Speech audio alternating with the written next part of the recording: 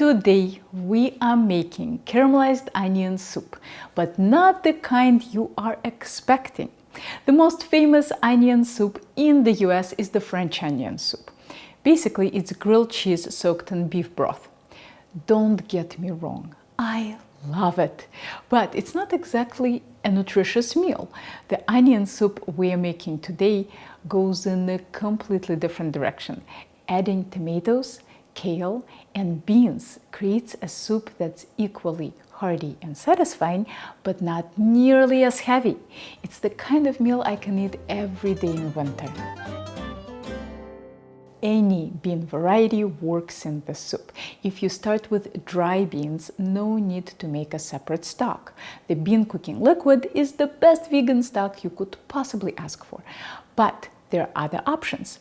You can certainly use canned beans. The only caveat is that you'll need to add some other liquid. The liquid from canned beans is not very tasty, so I suggest you drain and rinse them, then add any form of stock or even water.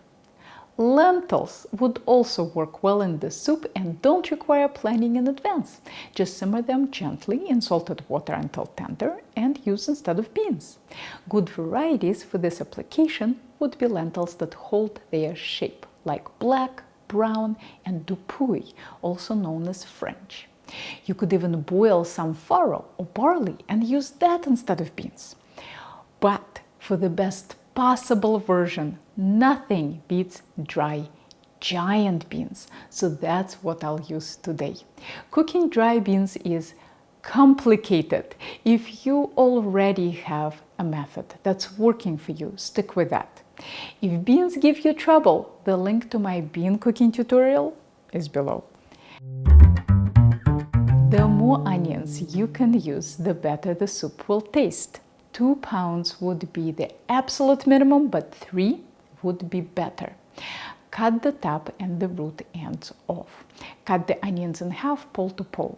Peel not just the brown papery layer, but also the first white layer because it often has dry spots. Unless you love crying, either wear contacts or swimming goggles during this operation. Slice pole to pole into 1/4 inch thick pieces. When the onion gets tall and unstable, tilt it forward and finish slicing. Set a large stainless steel pot over high heat and add 1/3 cup of olive oil if you started with 3 pounds of onions, or 1/4 cup of oil if you started with 2. When the oil is hot, add the onions. They should sizzle on contact. Salt them generously and stir to distribute the salt. Leave them alone until the bottom pieces brown. Be patient. This can take 5 to 10 minutes. Give them a stir and wait for the bottom to brown again. Each time the browning will happen faster and faster, so check them frequently and regulate the heat so that they are browning steadily, but not burning. After the first 5 minutes, you can reduce the heat slightly, but make sure the onions are browning and not steaming. Keep doing the stirring and browning steps until the onions have many brown spots. It typically takes me 6 stirring and waiting sessions. During the first high heat stage of cooking, you'll develop a lot of brown bits on the bottom of your pan. That's what gives caramelized onions that huge flavor and jamminess. Once the onions look like this, you can move on to the second stage of cooking, which is low and slow. Turn down the heat to maintain a very gentle hiss, almost a whisper. During this slow stage of cooking, the onion juices will ooze out and pick up the brown bits on the bottom of the pan. If you want to speed up this process, add a few tablespoons of water. Continue to cook the onions, stirring occasionally until they become very soft and jammy. Another 15 to 20 minutes. Once you've achieved the desired texture, add a splash of balsamic vinegar. This helps balance all that sweetness with some acidity. Now the backbone of our soup is done and we can start building it. Add some chopped garlic. You're welcome to use a garlic press if you don't want to chop it. Sprinkle with salt and cook on gentle heat, stirring frequently until the garlic is aromatic. This will take a couple of minutes. Add a 28-ounce can of tomatoes. If yours are whole, break them up with a spoon. 2 spoons are faster than 1. Turn up the heat to medium and bring to a boil. Add a ton of chopped kale leaves without the stems.